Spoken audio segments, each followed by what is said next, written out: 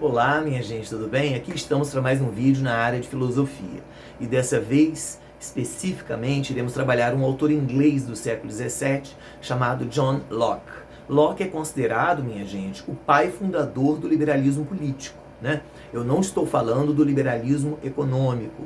Haja vista que o liberalismo econômico é um papo, é uma conversa para o século XVIII, quando ali a gente tem o pensamento de Adam Smith, David Ricardo, Robert Malthus. Estamos falando do liberalismo político, né? As bases do pensamento político liberal estão postas no século XVII por um autor inglês que era médico de origem chamado John Locke. Locke, como as pessoas falam habitualmente. E aí nós vamos pensar assim, mas primeiro, quais são os dados biográficos, né? Qual é a importância desse histórico de vida, talvez, do próprio Locke? Lembrarmos todos aqui que Locke ele era médico de formação, mas no século XVII não tem muito essa onda, esse papo de médico frequentar os espaços mesmo de hospitais, nem tem a figura do hospital público.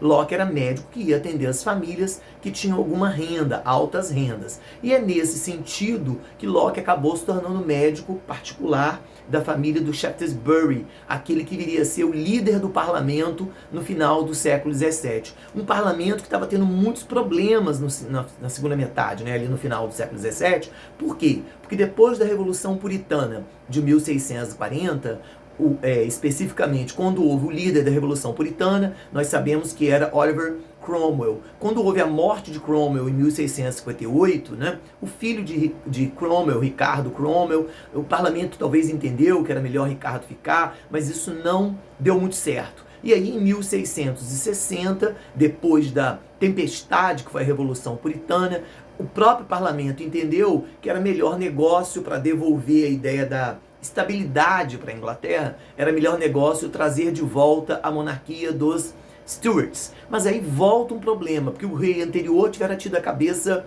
cortada, a cabeça decapitada, né? Carlos I. E aí o irmão de Carlos vai assumir na figura de Carlos II, esse é o nome, mas o que ocorre? Os Stuarts, o problema continuava, porque os Stuarts não eram ingleses de origem, eles eram escoceses de origem, né, minha gente? E sendo escoceses, para começar a conversa, eles não eram anglicanos, eles eram presbiterianos. O outro ponto é que na Escócia não havia parlamento, e na Inglaterra havia parlamento, quer dizer, não tem como a realeza administrar, governar, o que fosse, sem dividir responsabilidades e tarefas com o próprio parlamento. Os Stuarts não têm esse entendimento, não têm essa dimensão dessa realidade. Outro ponto que eu acho bastante legal da gente considerar é que na Escócia não havia praticamente, havia um exército, e não havia praticamente uma marinha. Na Inglaterra havia uma tropa que não era tão forte assim, mas havia uma marinha inglesa constituída, porque o país, afinal de contas, está localizado numa ilha que é a ilha da Grã-Bretanha.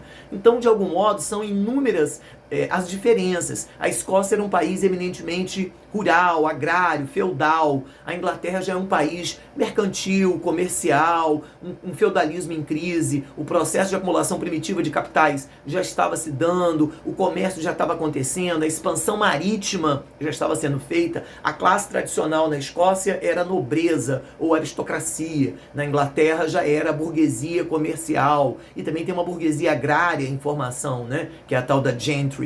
Então, são realidades completamente distintas, sacou, galera? São realidades diametralmente opostas. E aí os problemas voltam a acontecer entre os Stuarts e o parlamento inglês, muito incomodado com a maneira absolutista, a maneira em certa medida tirânica com que os Stuarts queriam governar a Inglaterra. Só que o parlamento, dessa vez, o parlamento pretende derrubar os Stuarts. Esse era nítido, né? Mal assumiram, mas já tinha um entendimento que não dava mais. Só que o parlamento não queria colocar em andamento o carro de uma revolução, porque essa experiência dura, sanguinária, traumática, já tivera sido vivida em 1640 com a Revolução Puritana, porque a hora que você coloca o carro da Revolução em andamento, a burguesia parlamentar inglesa ela perdeu o controle das reivindicações populares. Agora ela prefere, ou ela pensava que seria melhor um golpe branco, seria melhor um golpe palaciano, né? Derrubar os Stuarts sem derramamento de sangue, sem chamamento da população para as ruas, por meio mesmo de uma espécie de um golpe politicamente articulado. E isso de fato acabou acontecendo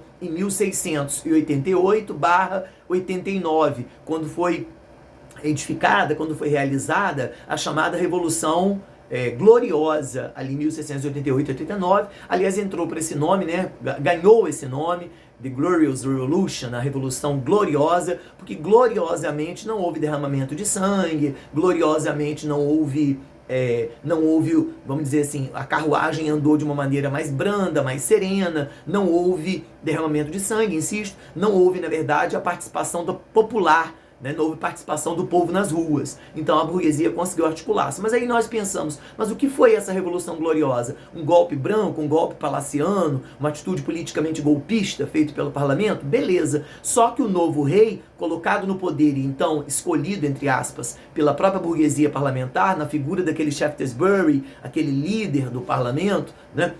O novo rei é o Guilherme, né? Guilherme de Orange. As pessoas falam Guilherme de Orange, né? Guilherme de Orange. Guilherme de Orange, ou Guilherme de Orange, assumiu o poder, mas para assumir o poder, o parlamento o obrigou a assinar um documento, que é o chamado Bill of Rights, uma declaração de direitos, né? Na qual são 16 grandes artigos, o mais importante é o 16º, que diz lá abertamente que o rei, a partir de agora, reinaria, mas não governaria. Quem é a figura que está por trás desse processo? A figura que está por trás desse documento, de todo o... Não é só do documento, né, gente, o Bill of Rights. A figura que está por trás de toda essa maneira, dessa concepção de como é que poderia haver, espero que me entendam, de como é que deveria não mais haver uma revolução popular, com derramamento de sangue, violenta, nada disso. Quem ficou por trás o tempo inteiro, articulando, pensando, projetando, diagnosticando e apontando para o que deveria ser, era o então médico do líder do parlamento, que é o Locke, né? Locke dizendo uma espécie de passo a passo. Ok? E aí a gente agora começa a pensar, mas afinal de contas, quais são as ideias mais importantes de Locke?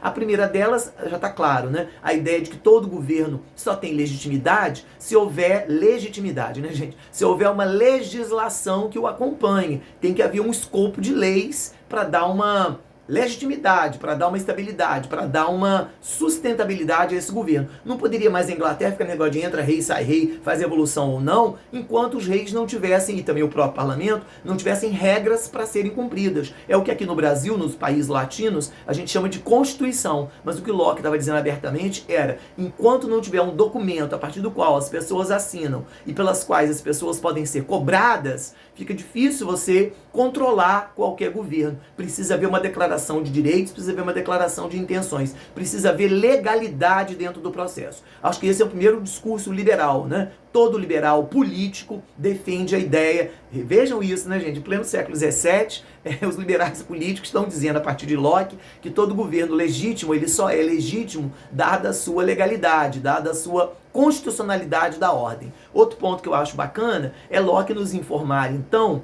que o que é o governo? O governo é produto de um grande contrato, porque as pessoas escolhem o parlamento, no caso inglês, e o parlamento, o partido que fizer a maioria dentro do parlamento, escolhe. Como é que é feita essa escolha? O povo pelo voto, claro que o povo aí é homens, né? Voto masculino no século XVII. Os homens escolheriam pelo voto, voto para ele não é um consentimento tácito, dado de pensamento, como era lá em Hobbes, não. Voto para ele é consentimento expresso, né? Tem que marcar, tem que escrever. Então, quer dizer, no voto é um contrato. As pessoas contratam aquele deputado para um mandato de 4 anos, por exemplo, e os deputados que fizerem maioria contratam, entre aspas, um primeiro-ministro no momento que o elegem. Então, é a noção do contratualismo. O voto tido como um contrato, o poder a partir, o Estado, da maneira mais ampla, o Estado produto de uma grande contratação, ok?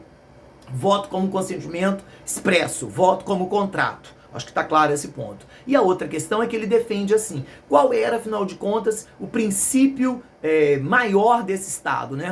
A função maior desse Estado. Aí ele repete o que Maquiavel já tivera dito lá atrás, o Estado tem deveres fundamentais de manter a ordem, manter a segurança, manter a vida, que é alguma coisa que Hobbes já também teria dito, mas ele diz, o Estado também tem que preservar a liberdade, porque não é só garantir a vida, é também garantir a vida dos cidadãos, conquanto que eles sejam livres também nas suas escolhas, livres para andar, ir e vir, livres para se expressar, né, e livres para escolher e praticar seus contratos. Então, nesse sentido, Locke é o fundador do pensamento liberal. Percebem isso, gente? É a defesa da constitucionalidade da ordem, é a defesa da é a defesa do voto como contrato, política como produto de um grande contrato individual que cada pessoa faz com o governante a partir do voto, a partir de um consentimento expresso. E por último, a ideia de que é dever desse Estado, além de garantir a ordem, segurança e a vida, é dever do Estado preservar a liberdade